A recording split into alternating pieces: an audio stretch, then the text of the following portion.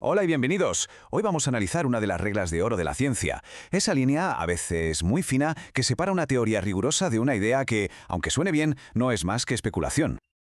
A ver, vamos al grano con la gran pregunta.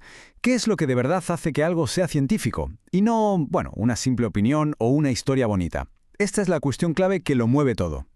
Para responder a eso, necesitamos un filtro, una especie de guardián en la puerta de la ciencia.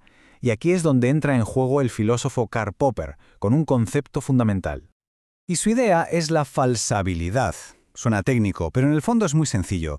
Para que una teoría sea científica, tiene que haber alguna manera, aunque sea en principio, de demostrar que es falsa. Si no puedes ponerla a prueba y arriesgarte a que un experimento la tumbe, entonces no estamos hablando de ciencia. Y esto es clave, porque aquí se ve clarísimo el contraste. Una idea puede sonar genial, ser súper elegante, coherente, pero si no se traduce en algo que podamos medir, en predicciones concretas, se queda en el terreno de la filosofía. La ciencia necesita poder ser refutada con datos, con la realidad. Por eso se suele decir aquello de que si no puedes ponerle una ecuación a tu idea, se queda en simple filosofía. Las matemáticas no son un capricho, son el lenguaje que obliga a las ideas a ser precisas y sobre todo a ser falsables. Vale, con esta regla del juego ya clara, vamos a ver cómo se aplica esto a uno de los mayores retos de la física actual, la búsqueda de una teoría que lo unifique todo. Y es que si nos fijamos, el universo parece estar lleno de ecos, de patrones que se repiten una y otra vez. Los vemos en lo más pequeño, a nivel subatómico, y también en lo más grande, como los agujeros negros, e incluso en algo tan complejo como las células vivas. Esto claro nos lleva a una pregunta de las gordas. ¿Existirá un único lenguaje matemático? ¿Una especie de ecuación maestra que pueda describir toda esta realidad y conectar todos esos patrones? Aquí es donde surgen ideas alucinantes como la conjetura ER igual EPR. A ver, suena complejo, pero la idea de fondo es brutal.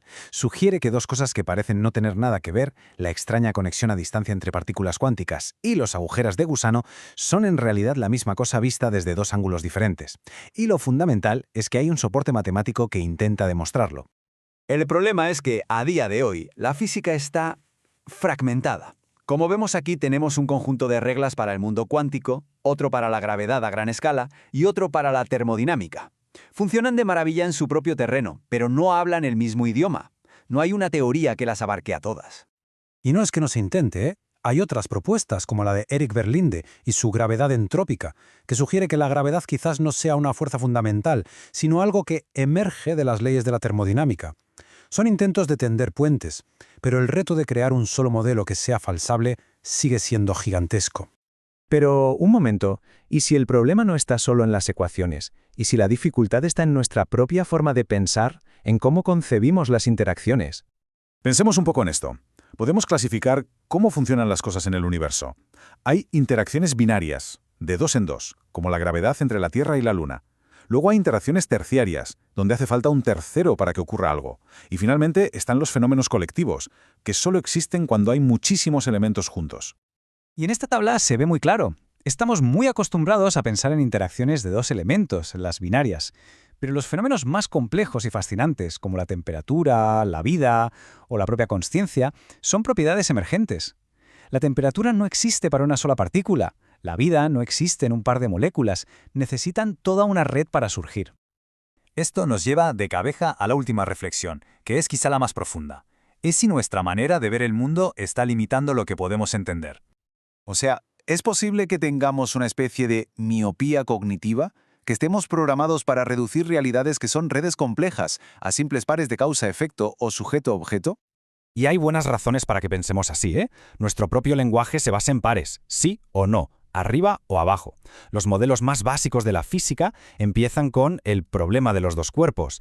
Nuestra experiencia diaria es casi siempre la de una acción y una reacción. Todo nos empuja a ver el mundo de dos en dos. Pero la gran conclusión de todo esto es que para entender de verdad las estructuras más complejas, como la vida, la consciencia o quizá el propio universo, tenemos que dar un salto. Debemos ir más allá de esas cadenas simples y empezar a pensar en términos de redes, de modelos no lineales, de sistemas completos. Artículo 2. Falsabilidad y el método científico. Hemos puesto a prueba los cimientos. Ahora que sabemos que necesitamos matemáticas para que la intuición no sea solo una chorrada filosófica, es hora de entrar en la fase 2. En el próximo capítulo conoceremos a los arquitectos de este nuevo marco, Berlinde, Poplavsky y la gravedad entrópica. La física está a punto de volverse biológica. Te espero allí.